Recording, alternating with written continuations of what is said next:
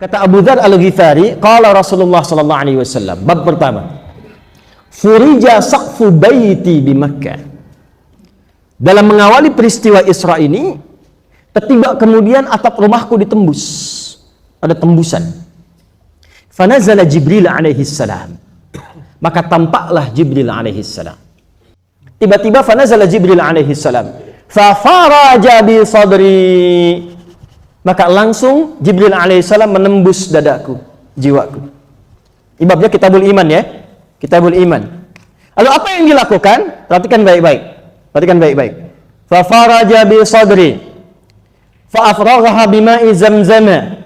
Maka beliau membersihkan yang kotor-kotor dalam jiwaku itu dengan air Zam-Zam. Ya. Faja'a bisqastin mumtali'in hikmatan wa imanan. Makanya di sini nanti saya berikan satu ijazah dari hadis ini, doa saat minum air Zam-Zam dari hadis ini. Maka ketika dibersihkan, diinstallah, dimasukkanlah dalam hatiku itu, hilangkan yang kotornya, ditanamkan dua hal. Satu hikmah, yang kedua iman. Hikmah, yang kedua apa? Iman. Perhatikan babnya. Kalau antum ingin diangkat ke tempat tertinggi, menjadi orang yang hebat, makomnya terbaik, maqaman mahmuda, maka apa yang pertama harus dilakukan? Setiap bidang aktivitas, antum mau bisnis, antum melakukan pekerjaan, jangan dilakukan sebelum ketahui dulu medannya. Mau dagang kemana nih? Ke Surabaya, di mana dagangnya? Riset dulu ke sana, perhatikan dulu. Seperti Isra Nabi, sebelum memulai tugasnya dengan sangat luas, ditontonkan dulu oleh Allah. Lihat nih, ini dari Mekah sampai dengan ke Palestina, seperti ini keadaannya. Ini gambarannya. Jadi setelah digambarkan, Nabi punya wawasan yang luas. Jadi tidak mungkin antum bisa sukses mendapatkan derajat tertinggi kalau nggak punya peta kerjanya. Setelah itu, maka mulailah dengan membersihkan diri, sehingga ketika antum berada di posisi terhormat itu, antum bisa menggunakan kedudukan dan posisi itu dengan cara-cara yang benar. Sebab yang muncul sekarang ini, mohon maaf, karena ini tidak dibersihkan isi hatinya, punya ilmu betul, ahli hukum ya, ilmunya pintar, banyak informasinya, tapi karena hatinya nggak bersih, maka ilmunya digunakan untuk berbuat sesuatu yang maksiat. Betapa banyak ahli hukum dihukum saat ini. Bukankah orang yang mencuri itu paling banyak orang yang pintar? Ilmunya banyak, sekolahnya tinggi-tinggi, tapi karena hatinya nggak bersih jadi masalah. Suami juga begitu. Kalaupun jadi imam, maaf, tinggi posisinya, tapi kalau hatinya nggak bersih, jadi persoalan di rumah tangganya. Istri juga begitu. Istri itu jangan salah, Bu. Saya berikan kabar gembira untuk ibu saat ini. Dan ini cuma hanya untuk perempuan saja. Laki-laki nggak dapat ini. Ya, nanti bab laki-laki saya berikan sendiri. Idza shallatil mar'atu sholataha wa shamat shamaha wa hafizat farjaha wa ata'at zawjaha qila laha yaumal qiyamati udkhulil jannata min haitsu syi'ti. Perempuan itu masuk surganya gampang. Kata Allah, walaupun cuma sholat fardu saja, nggak pernah sholat sunnah. Walaupun cuma puasanya fardu saja Ramadan, nggak pernah puasa sunnah. Tapi dia yang pertama, dia taat pada suaminya yang baik-baik. Sepanjang meminta yang baik. Umi berjilbab ya, siap. Ikut pengajian ya, insya Allah. Berapa kali? Berkali-kali nggak apa-apa, insya Allah. Baca Quran ya, insya Allah, siap. Diikuti pada yang baik-baik. Wa ata'at zawjaha wa hafizat farjaha, ini babnya. Dan dia bisa menjaga dirinya, awas hati-hati, menjaga kehormatannya agar tidak bergaul dengan yang bukan mahramnya. Jaga, nggak selingkuh. Bahkan nanti di Quran surah keempat ayat 34 sampai plus menjaga kehormatan suaminya. Ya, makanya nanti kalau sendirian disebutnya mar'ah. Tapi kalau banyak kan disebutnya nisa, bebas sendiri. Laki-laki sendirian, rajul. Banyak kan rijal. Hurufnya sama, nggak berubah. Ra, jim, lam. Artinya tegak, kuat, berwibawa. Kaki disebut rijlun karena tegak menopang tubuh kita, kuat berwibawa. Makanya laki-laki itu disebut laki-laki kalau tegak berwibawa, tegas kalimatnya. Jadi kalau melambai, hilang kelaki-lakiannya. Assalamualaikum. Perempuan enggak. Kalau dia sendirian namanya mar'ah, mim, ra, alif atau hamzah ta. Mar'atun seakar dengan mir'atun, cermin. Ya, harakatnya beda, hurufnya sama. Mar'ah itu sesuatu dari murwah yang senang tampil terhormat. Makanya jangan heran kalau perempuan lekat dengan cermin. Orang Arab mengatakan al-mar'atu kal mir'ah, perempuan seperti cermin, lekat dengan cermin. Ya. Mau ke pengajian, cermin dulu. Turun dari mobil, lihat spion, cermin lagi. Mau masuk, lihat handphone, betulkan lagi. Itu biasa, wajar. Tapi ingat, al-mar'atu mar'ah kal mir'ah, seperti cermin. Pernah tahu cermin? Kalau kita lempar pakai batu, pecah nggak? Pecah. Bisa disambung kembali? Jangan salah, bisa. Bisa disambung kembali, tapi tak mampu memantulkan bayangan yang sempurna. Perempuan sama, kalau dilukai, bisa cepat memaafkan, tapi sulit melupakan apa yang dialami. Woi, belakang. Antum punya masalah sekarang, ngobrol sama istri, rekening listrik tahun 93 diungkit lagi. Bener. Ya, babnya apa kaitan dengan yang tadi? Tapi kalau banyak, kan jadi nisa. Nisa itu dari kata nasa. Sifat yang gemar cerita, gemar ngobrol, gemar curhat. Jadi maksudnya apa? Sependiam apapun perempuan kalau sendirian, kalau ketemu temannya suka cerita. Itu poinnya. Makanya fasalihatu qanitatun hafizatun lil ghaibi bima hafizallah. Istri yang bersih hatinya itu, dia jaga kehormatannya. Dan jangan lupa jaga kehormatan rumah tangga, terutama suaminya ketika tidak sedang bersamanya. Judulnya ngaji, ketemu teman perempuannya, kajian ummahat. Ukhti apa kabar? Dah ukhti itu. Ya, alhamdulillah baik. Bagaimana keluarga? Alhamdulillah. Suami bagaimana? Di situ masalahnya.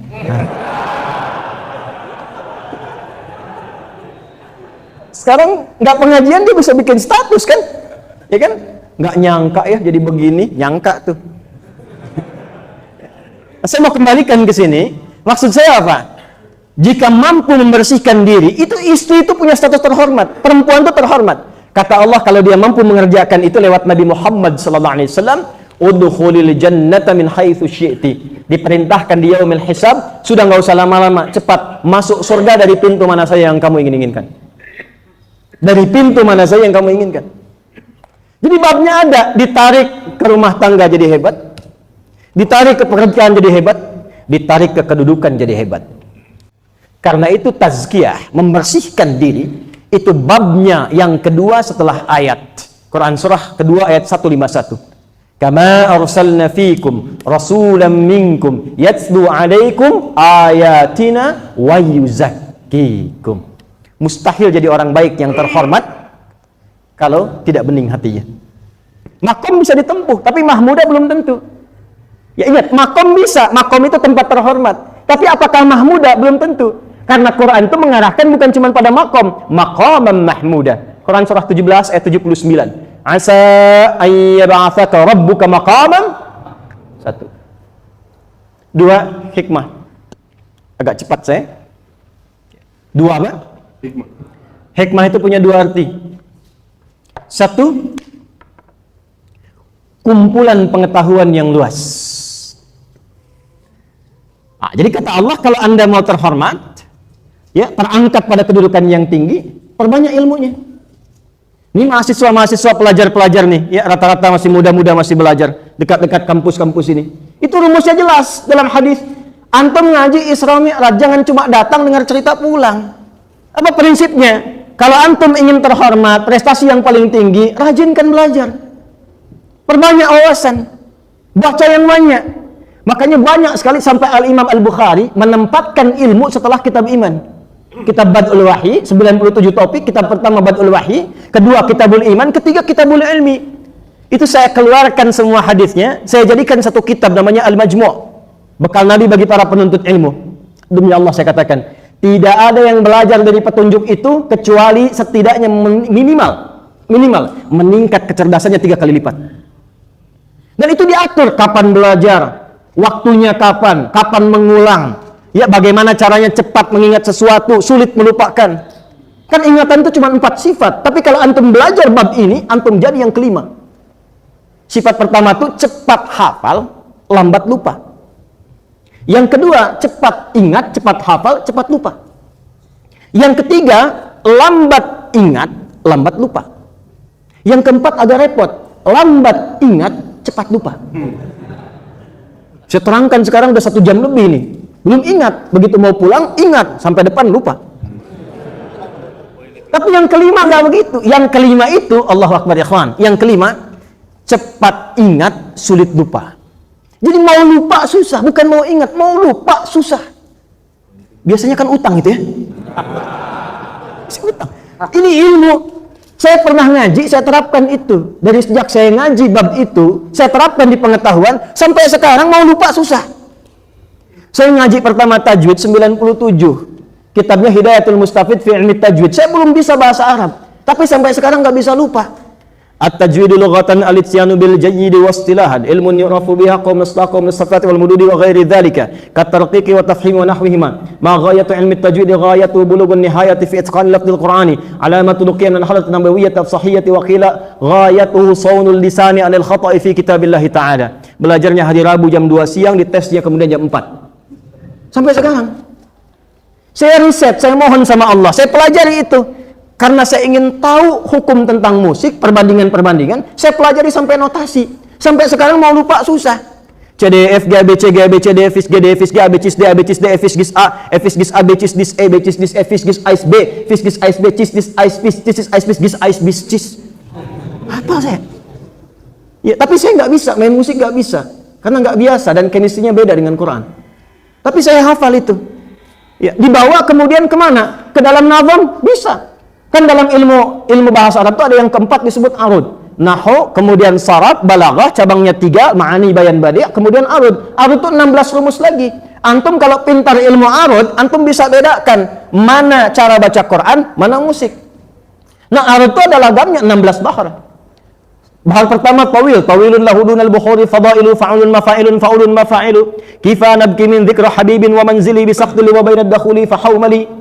Ya, rajas mustaf'ilun mustaf'ilun mustaf'ilun mustaf'ilun mustaf'ilun mustaf'ilun sautus safiril bulbuli hayyaja qalbi thamili alma'u wa zahru ma'a ma zahri lahdhul muqali fa anta ya sayyidali wa sayyidi wa mawlali fakam tayammuni ghazaylun uqayqali qataftuhu min wajnatin min fi'li hadha ar-rajuli faqala la la la faqad ghada muharwili wa wal walad wali ya waylali faqultu la tuwalwili fabayyinul lu'lu'ali qalat tawhina kadha in ghadidul muqali kahatan ka kailali tabtabuli.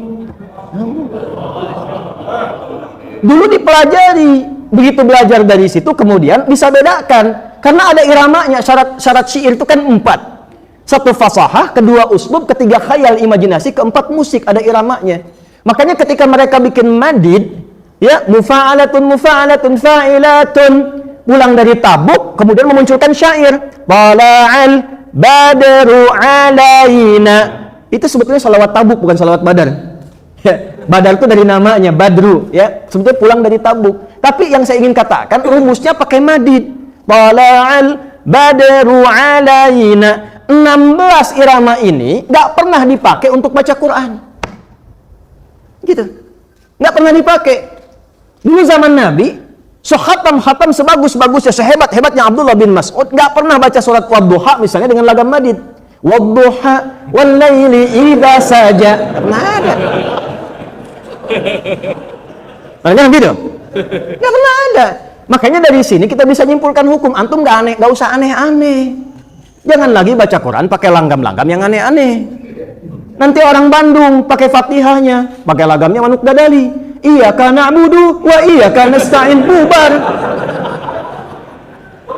Larangan memang nggak ada, tapi ketentuannya juga nggak ada.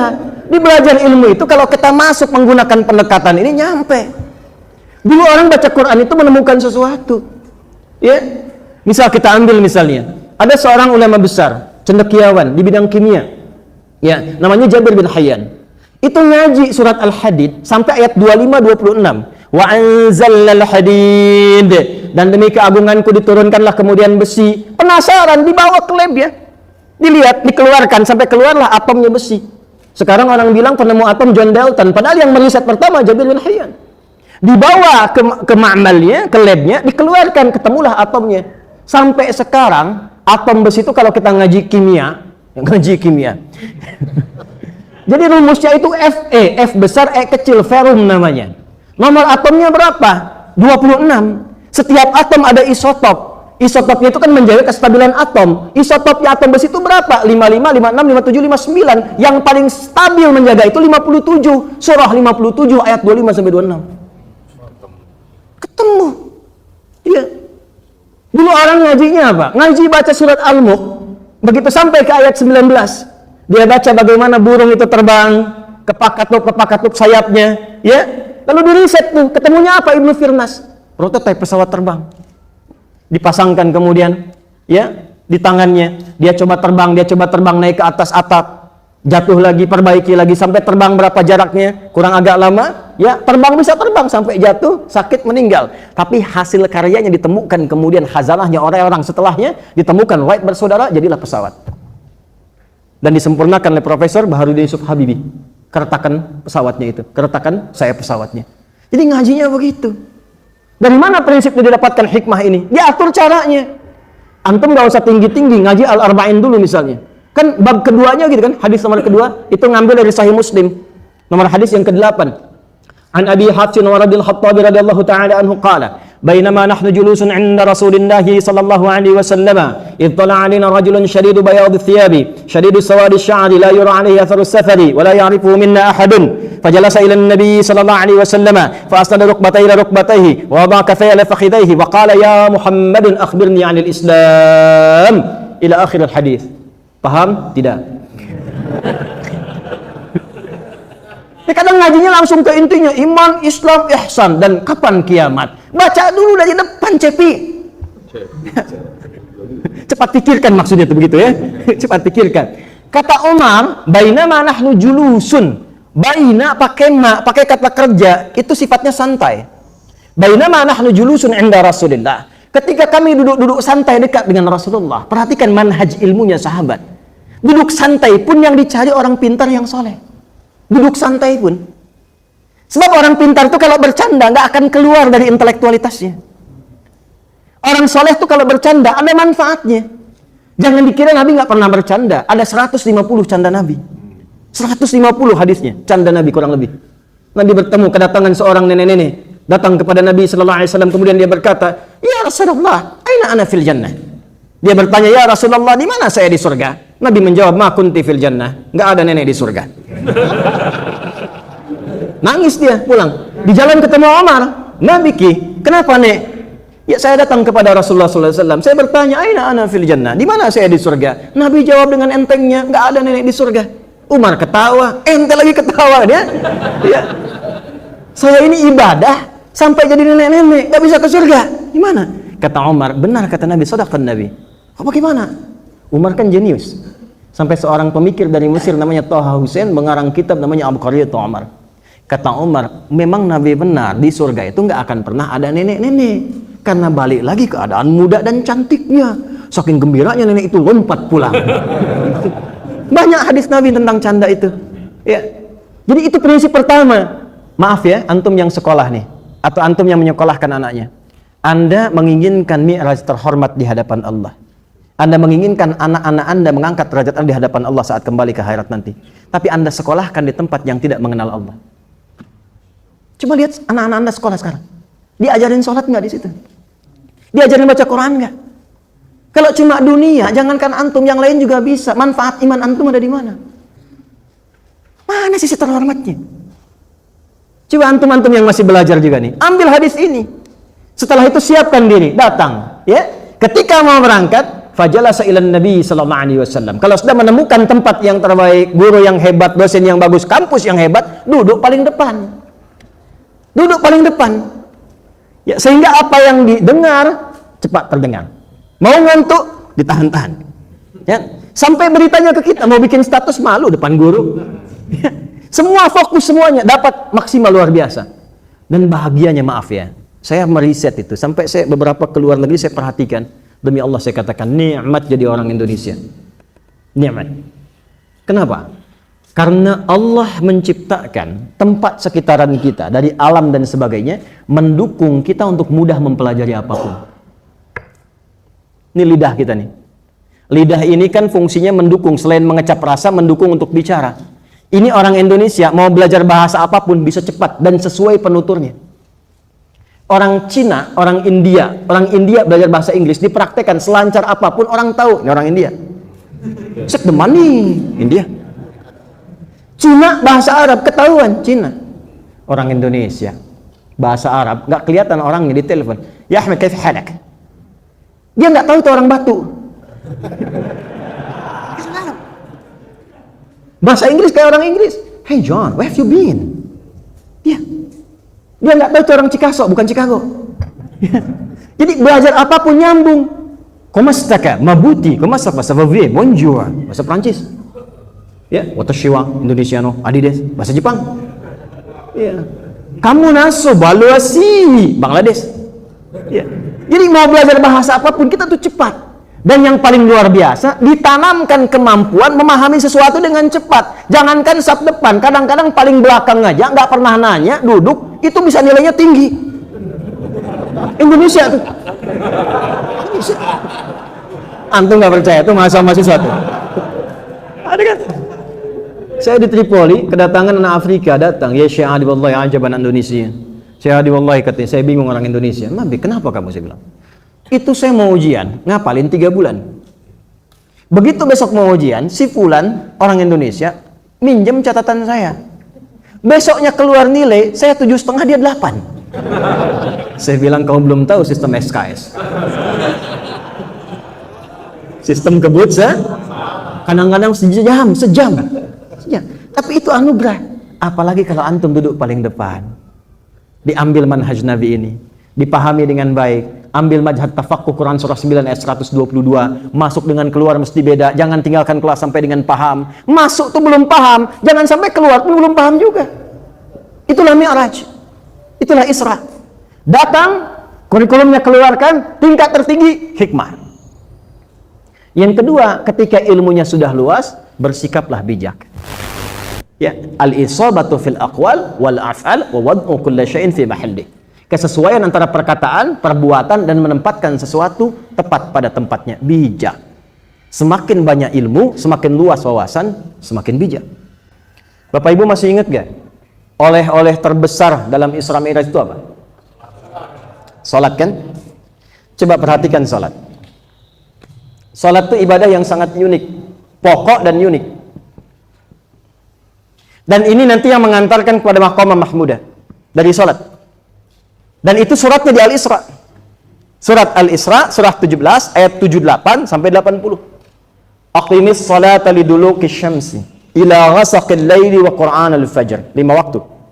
Inna Qur'an al-fajri kana mashhuda. Yang 5 waktu. Wa minal laili fatahajjad bihi nafilatan lak.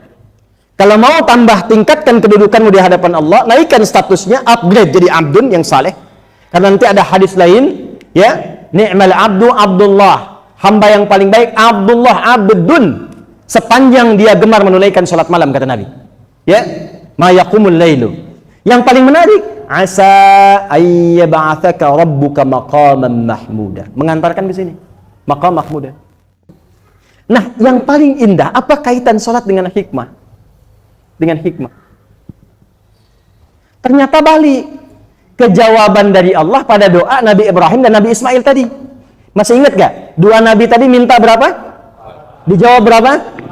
Perhatikan jawabannya. Kama arsalna fikum rasulam minkum yatlu alaikum ayatina wa yuzakkikum wa yuallimukumul kitaba wa yuallimukum ma lam takunu. Masih ingat? Ada ayatnya tilawah. Yatlu alaikum ayatina, tilawah. Satu, tentang salat nih. Kita nanti praktekkan. Tilawah bukan qiraah.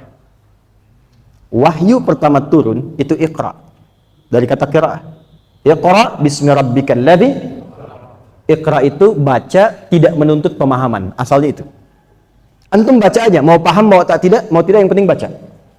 Tapi kalau tilawah, baca, pahami yang dibaca itu. Amalkan apa yang telah dipahami itu. Itu tilawah. Makanya kalau ada orang ngaji cuman baca disebutnya qori kan? Tapi supaya antum paham, di sampingnya ada yang menerjemahkan kan? Ingat ya? Siapa namanya itu?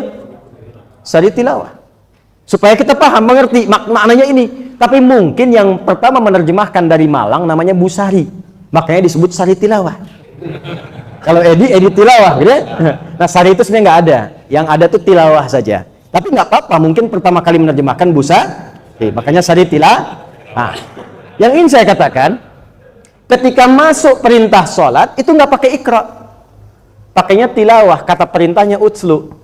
Buka Quran surah ke-29 ayat 45. Utslu ma uhiya ilaika minal kitab wa aqimis sholat. Sebelum Anda sholat, kata Allah, baca, pelajari dulu, pahami dulu apa yang akan dibaca dan dilakukan dalam sholat, supaya kamu lebih khusyuk dalam sholat. Ini problemnya. Banyak sekarang orang menunaikan sholat, tapi tak mengerti apa yang dibaca dan dilakukan dalam sholatnya. Tunjuk diri kita, jangan tunjuk orang lain. Dari ribuan kali ruku dan sujud sampai dengan detik ini, berapa persen bacaan sholat yang dipahami? Bagaimana bisa khusyuk kalau nggak paham?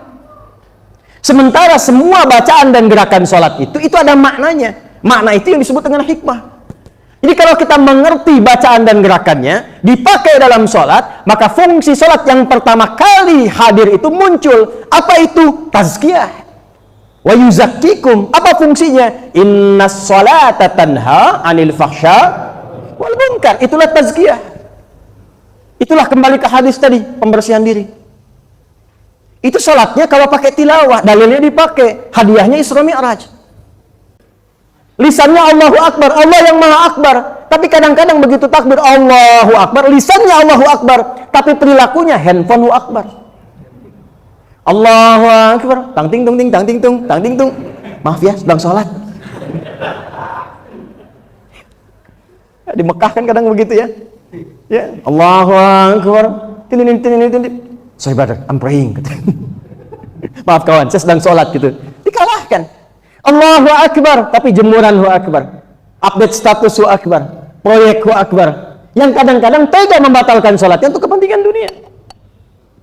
Ya, jadi kalau yang begitu, setan cuma niup doang batal. Dan celakanya, ada setan menggoda orang sholat, khusus itu. Nanti lain waktu kalau ke Malang, catat saja ya, insya Allah. Kita belajar fikih setan. Belum pernah ada kan? Belum pernah ada. Ada 9 tuh, waspadalah. 9 jenis setan. Jangan dikira masjid aman, ada setannya masjid. Ada setannya. Dan setan masjid khusus menggoda DKM. Ingat itu? Ingat. Jadi kalau belum dibangun, mau bangun cepat, semua kompak, udah jadi bisa ribut. Karena setannya jenius, kalau yang digoda jamaah hilang satu, datang yang lain. Tapi kalau ada DKM yang dipecah, orang malas datang. Kenapa nggak ke masjid itu? Ada DKM-nya jadi ribut. Itu setan masjid. Dan dia itu dinasnya double. Ya. Dan memastikan menggoda orang yang sholat, namanya khanzab. Jadi kata Nabi, kalau Anda itu belum sholat, baru berdiri begini, fokus seperti ini, berdiri, itu kita bisa nggak ingat apa-apa, mau sholat aja. Tapi kata Nabi, begitu Anda bertakbir, wa idza kabbara, kama qala Rasulullah, begitu Anda takbir Allahu Akbar, baru dia bertugas. Fayaqulu syaitanu, maka Khanzab berkata, udhkur kadza, ingat ini ya, ingat itu. Makanya saat antum mulai takbir begini, baru antum bisa ingat apapun yang tidak ingin antum ingat. Itu pasti benar. Karena bahasa Nabi, antum kalau masih begini nggak akan ingat apa-apa, pasrah. Tapi begitu begini Allahu Akbar, setan nginput langsung. Sendal tadi aman nggak? Parkiran awas tuh, ya? Itu baru takbir itu. Hatta la yash'ural musalli kam raka'atan yusalli. Sampai ada yang tidak sadar berapa rakaat sedang menunaikan salat. Itu bahasa Nabi. Ya. Kalau nggak percaya nanti subuh kejadian tuh. Ntar antum subuh tuh ya, baru takbir, antum akan ingat ceramah saya ini. Hati-hati, setan mulai menggoda. Itu setan. Itu setan. Nah ini bab 1. Jadi kalau kita ngambil oleh-olehnya salat, menerapkan ke rumusnya, mengangkat ke tingginya, dalilnya ada semua. Qurannya ada, hadisnya ada. Makanya dulu yang dilatih oleh Nabi, petunjuk dari Allah sebelum hijrah, bukan puasa, bukan zakat, bukan haji, sholat dulu. Ini 1. Yang kedua, perhatikan pendidikannya. Mengapa dikuatkan pakai iman? Karena ketika iman ini terinstal dalam tubuh, dia akan memancarkan cahaya yang membimbing bagian tubuh kita keseluruhannya untuk beraktivitas. Itulah bedanya iman dengan yang belum beriman. Contoh gini ya, kita ngaji Quran tentang semua fungsi tubuh kita. Mata apa fungsinya? Melihat kan ya? Mata itu melihat. Tapi ketika yang punya mata ini punya iman, Imannya akan memberikan cahaya kepada matanya untuk membimbing apa yang layak dilihat. Makanya di Quran sebelum menyebut fungsi mata, imannya dulu. Suratnya surat cahaya. Surah ke-24 ayat 30 untuk laki-laki, 31 untuk perempuan. Qul lil mu'minina yaghuddu min absarihim. Ayat 31-nya, wa qul lil mu'minati yaghuddna min absarihinna. Ya Muhammad sallallahu alaihi wasallam, katakan, viralkan kepada umatmu yang laki-laki, pria-pria yang telah punya iman. Maka imannya akan membimbing matanya bagaimana melihat.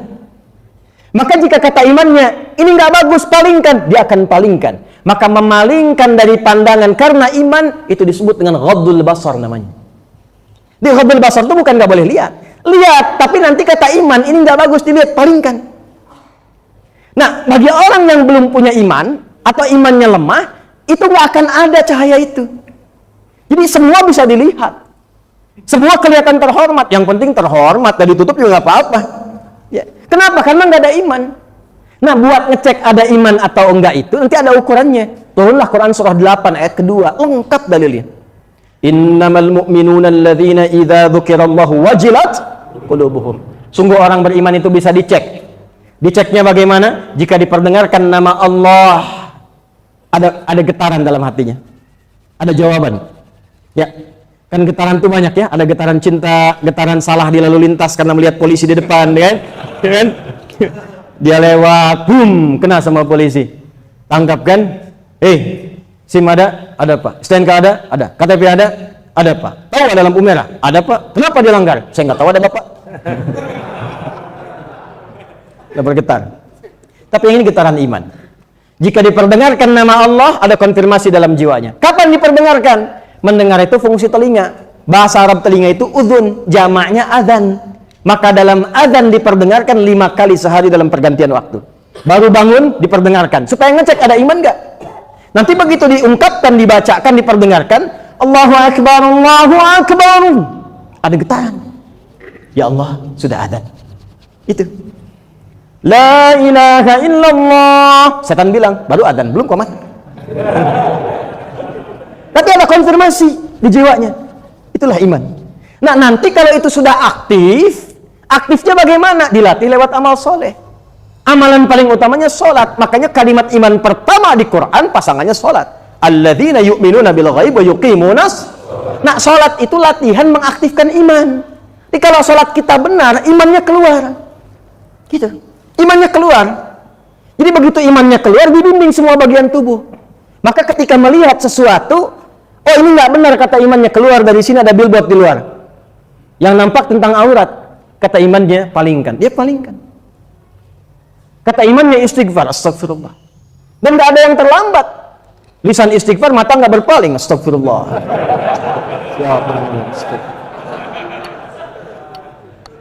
Lisan itu pasti baik, karena lisan itu ketika disebutkan imannya dulu. Quran surah 49 ayat 11 sampai 12. Ya ayyuhalladzina amanu la yasraqu minkum. Iman dulu, jangan saling mencela. Maka orang beriman nggak akan mencela. Antum ngaji di mana? Antum ngaji di mana? Ada perbedaan yang antum nilai wajar, sudah berbeda nggak ada masalah. Tapi mencela itu ada masalah. Ya, kalau berbeda, kenapa harus saling mencela? Antum ngaji Quran, antum ngaji hadis, ngaji sunnah. Di Quran mengatakan bersatu, jaga dengan baik, jangan mencela. Antum pulang bisa mencela. Quran mana yang antum pelajari? Kalau beda, ditunjukkan. Kalau yang pokok diluruskan, kalau yang furu ditoleransi. Nanti kita tunjukkan dalam bab sholat. Ya. Nah, kembali ke situ lisan. Karena ini nanti akan fatal. Ada orang sudah seharusnya masuk ke dalam surga, tapi punya persoalan karena nggak optimal menerapkan ini. Di hadis Muslim, kata Nabi, ya'til yaumal qiyamati bis salatin wa siyamin wa zakatin. Di hari kiamat dia pulang, salatnya rajin, zakatnya rajin, puasanya rajin. Tapi sayang, qad syatama hadza. Dia mencela si fulan. Wa kadzafa hadza, menuduh si fulan. Wa daraba hadza, senang berselisih. Wa safaka dama hadza. Ada yang bahkan menumpahkan darah menyebut nama Allah di dalamnya. Maka timbangannya begini, tu'khadhu hadza min hasanati wa hadza min hasanati.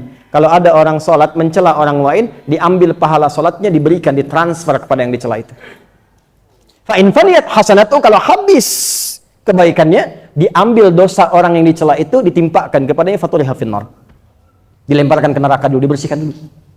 Ini bab kaitannya ini teman-teman, ikhwan. Iman. Jadi kalau benar salatnya, iman aktif cahayanya. Dibimbing bagian tubuh kita. Makanya kalau antum lihat sesuatu kan, antum buka YouTube nih, mau ngaji. Iklannya nggak betul, langsung antum hilangkan kan? Pindah kan? Itulah iman. Jadi kalau di luar itu melihat sembarangan, nggak ada skipnya, tampilannya terbuka, karena nggak ada iman. Wajar. Karena nggak ada iman. Makanya ukurannya standarnya standar kehormatan dari budaya. Kita standarnya iman. Jelas di sini?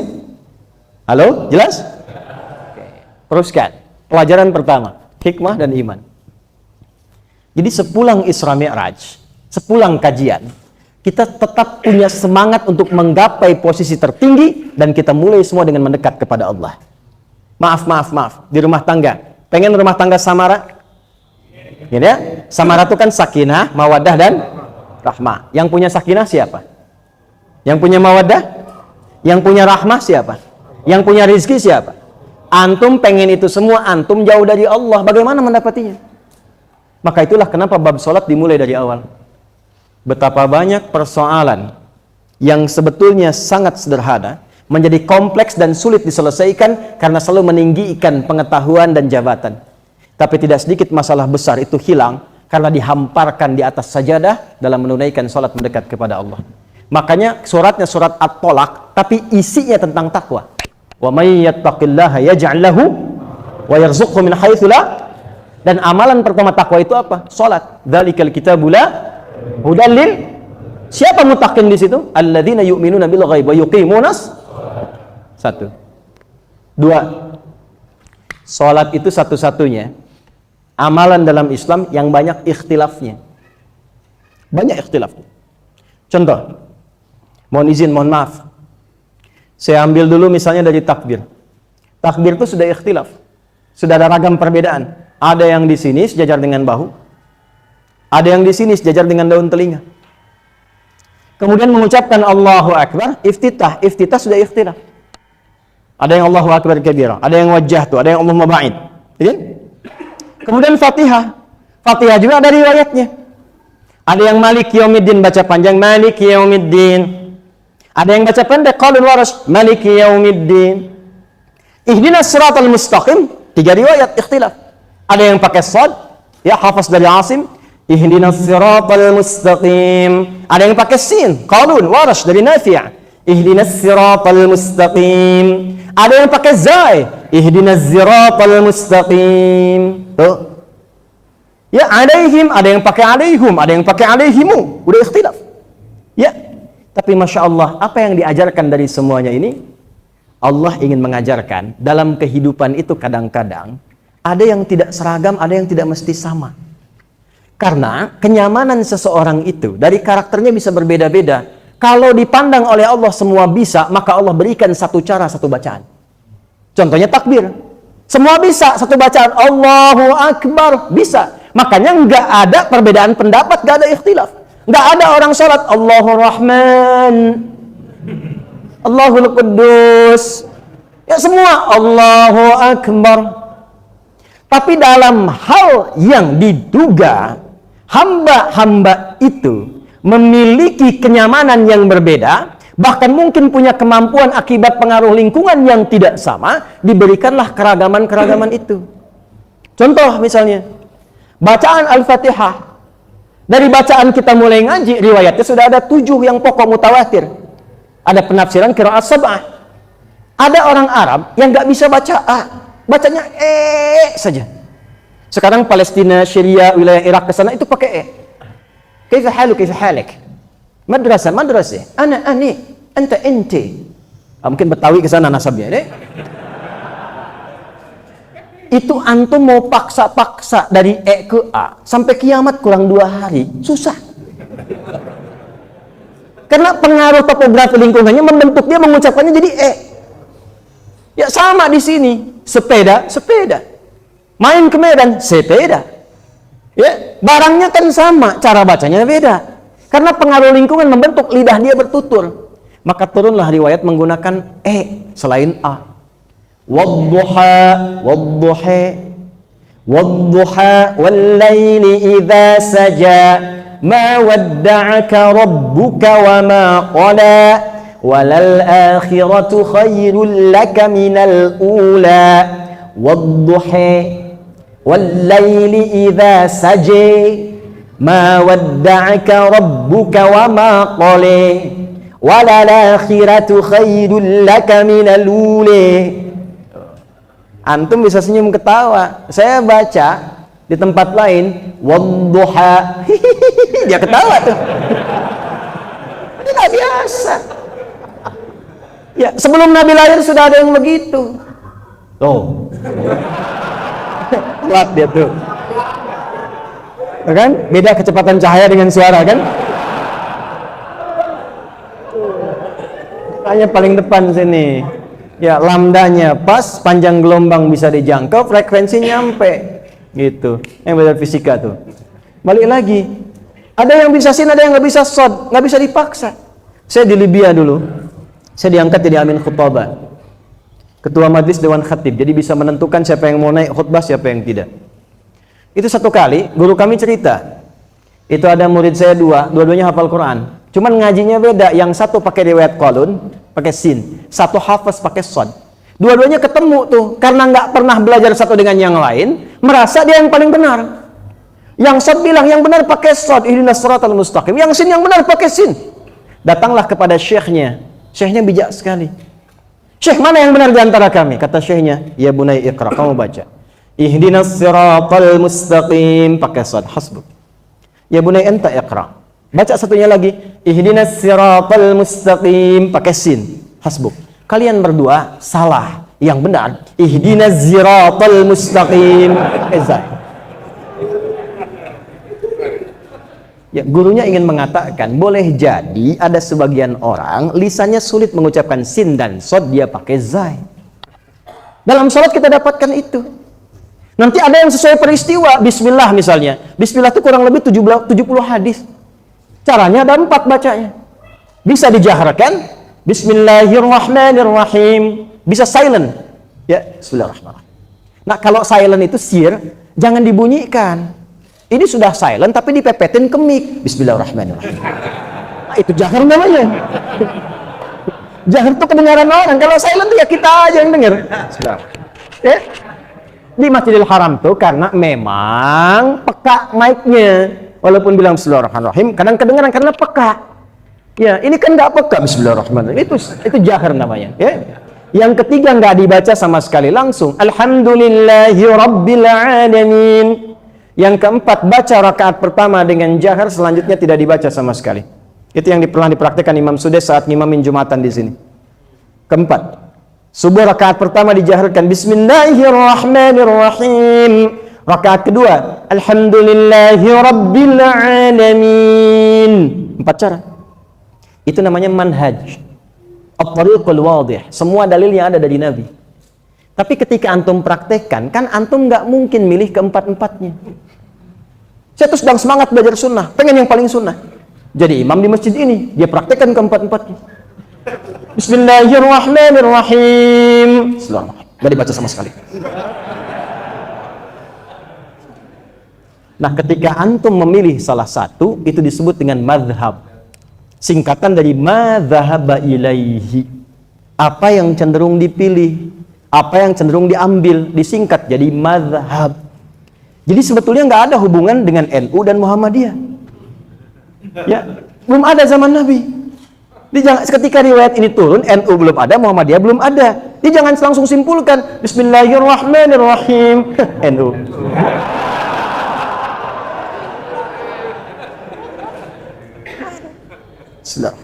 Alhamdulillahi Rabbil Alamin.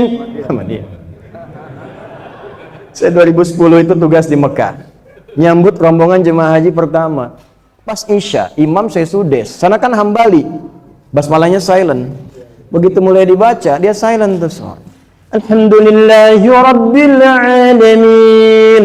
Itu komen pertama jemaah samping saya, persis. Iki imamnya Muhammadiyah dong.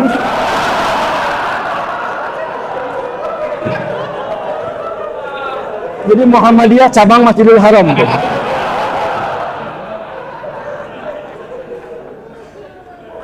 Jadi kalau begini kita ngajinya, kita paham, sholat mengajarkan toleransi. Ilmu luas, jadi kita ngerti. Kunut dalilnya ini. Oh, iya. Kalau kita makmum di belakang orang kunut, sampai Ibnu Shalih Al-Utsaimin, itu mazhabnya Hambali. Hambali itu nggak kunut. Dinazilah aja kunutnya. Tapi fatwa beliau apa? Kalau engkau bermakmum di belakang imam yang kunut, engkau aminkan, ikut kunut. Ikut kunut itu. Jadi bukan imamnya kunut, Allahumma hdina fiman hadait, bid'ah. Amin. Amin. Antum jadi imam, imamnya nggak kunut, di belakang nggak usah sujud sahwi. Kan ikut imam. Innama ju'ilal imamu liyutamma bihi. Fa qira'atul imam qira'atul ma'mum. Dijadikan imam itu untuk diikuti, semua tercover oleh imam. Babnya ada. Itu bukan talfik namanya. Karena ikut imam. Kalau kita paham, dan imam pun nggak sembarangan. Jadi imam ada kualifikasinya. Siapa yang jadi imam? Imam tuh ketika akan sholat nengok dulu ke belakang, ada fikihnya. Itu nengok dulu bukan formalitas, cuma nengok ke belakang. Istau, makmum jawab, sudah tahu.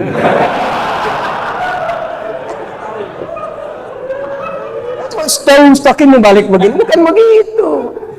Lihat siapa yang sholat. Oh ini orang transit. Oh yang ini senior nggak bisa berdiri lama. Yang itu wajahnya cool-cool semua. Maka dari situ imam bijak berbalik kemudian membaca surat sesuai kapasitas makmum. Nah ini ngelihat, nggak lihat imam, nggak lihat makmumnya, tiba-tiba balik aja. Ghairil maghdubi alaihim waladhdallin. Amin. Bismillahirrahmanirrahim. Yasin. Makmum udah begini. Allahu Akbar.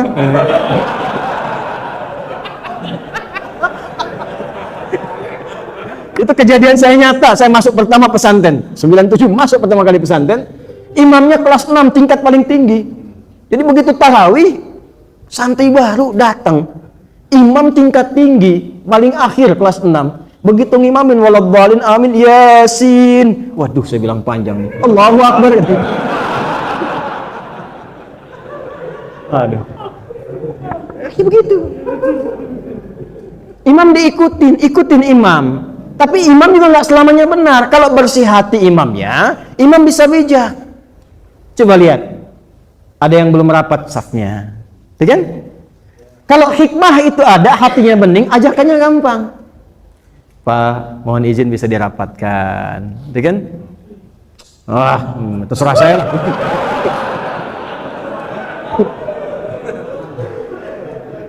Masjid ini belum ada, saya sudah ada di sini.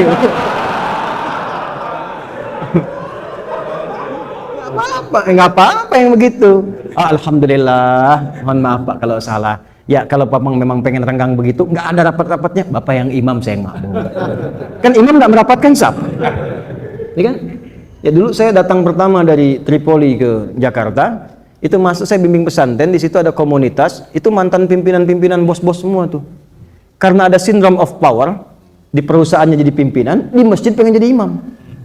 Bacaan nggak pas. Saya sampaikan pertama begini, Pak. Jadi imam itu ada kualifikasi, bacaan mesti benar.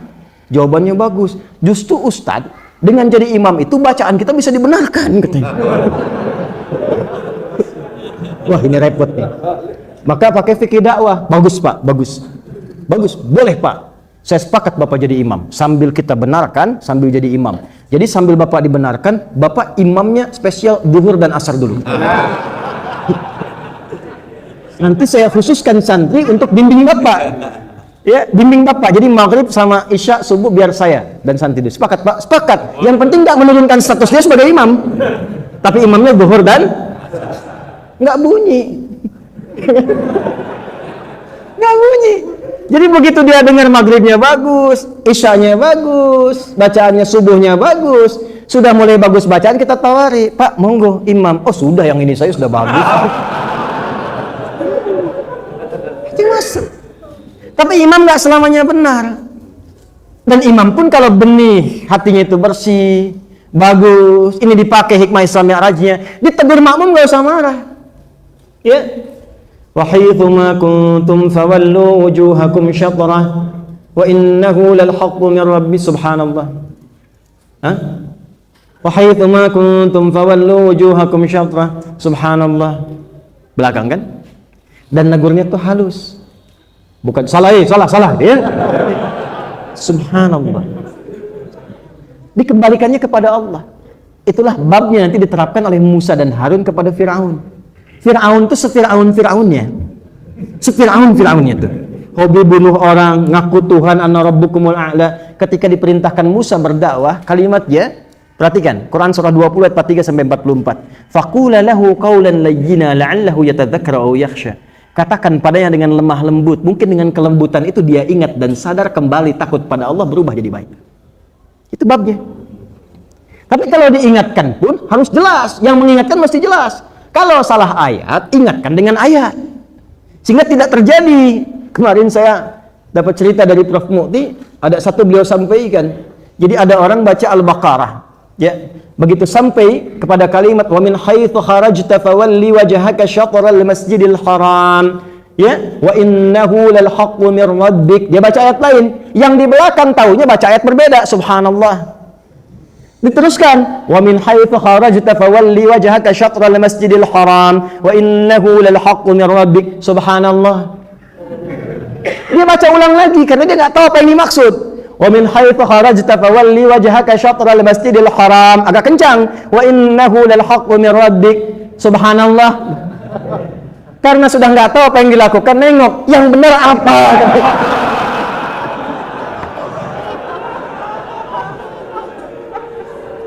Jadi makmum pun kalau mau luruskan imam itu, ada yang beda pendapat, mesti jelas juga. Kalau mau menyoal, datangkan argumentasi, duduk baik-baik. Jangan cuma karena berbeda, belum kenal, sudah berpisah. Assalamualaikum akhi, bid'ah. Gimana? Beda boleh, tapi jangan sampai perbedaan itu menghalangi kita minum teh bersama. Asik, yo soalnya. Praktekan. Nah, itulah yang menyatukan. Memang tidak harus sama, pasti akan berbeda. Pasti akan beda. Karena masing-masing punya kecenderungan. Kan Al-Baqarah 148 kan? Walikulli wijhatun huwa muwalliha fastabiqul khairat. Di sini ada yang wajjahtu, di sini ada yang Allahumma ba'id, di sini ada yang Allahu akbar kabira, ada yang langsung ke Al-Fatihah, ada yang beda-beda. Tapi kita punya jurusan yang sama. Pelajari manhajnya, pelajari madhabnya. Madhab itu bukan kelompok. Madhab itu pilihan yang tersambung kepada Nabi. Cuman yang mengkodifikasikan, mengumpulkan para imam-imam besar. Imam itu sudah hafal, pandai nulis. Yang imam banyak, dulu menghafal. Cuman semakin dekat kiamat, semakin banyak yang lupa hafalan. Nah, yang dekat-dekat kiamat tuh, banyak yang lupa dong. Ya. Jadi ini gurauan saja. Maksudnya apa? Ada 4 bintang di zamannya. 150 Hijrah meninggalnya Imam Abu Hanifah An-Nu'man. Datang Imam Malik lahir tahun 93 atau 94 Hijrah. Imam Syafi'i 150 Hijrah. Imam Abu Hanifah meninggal, Imam Syafi'i lahir. Imam Ahmad bin Hanbal 163 atau 94 Hijrah. Itu 4 imam ini di luar yang lainnya, itu yang hafalannya sangat kuat dan menuliskan semua sumber referensi. Jadi dituliskan. Makanya hasil tulisan itu nyampe ke kita sekarang. Makanya kita mau belajar apapun pasti nyambungnya lewat situ. Antum mau belajar bab apa, nyambungnya ke situ nanti. Ya, makanya satu jalur yang kita pelajari, jalurnya itu semua dari Nabi ujungnya. Imam Syafi'i tahu 4 bacaan bismillah itu. Tapi kalau beliau pengen pakai dalam sholat, kan harus pilih satu. Beliau pilih yang jahar. Bismillahirrahmanirrahim. Pilih. Imam Malik gurunya nggak baca sama sekali. Imam Abu Hanifah nggak baca sama sekali. Imam Ahmad bin Hanbal ditengahi oleh beliau. Beliau senang yang tengah-tengah. Yang ini jahar, yang itu nggak baca. Saya pilih yang silent. Sebab kalau nggak ada yang ini, nggak akan orang kenal dengan riwayatnya. Jadi itu cara memahaminya demikian. Kalau kita insya Allah sudah seperti itu, kompak kita insya Allah. Ya, jamaahnya hidup insya Allah.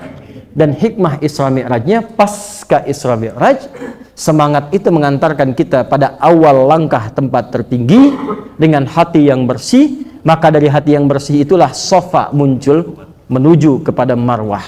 Kalau sudah dapat marwah di posisi yang tinggi, tinggal kita memohon, maka disitulah berkah dan rahmat diturunkan oleh Allah Subhanahu wa Ta'ala.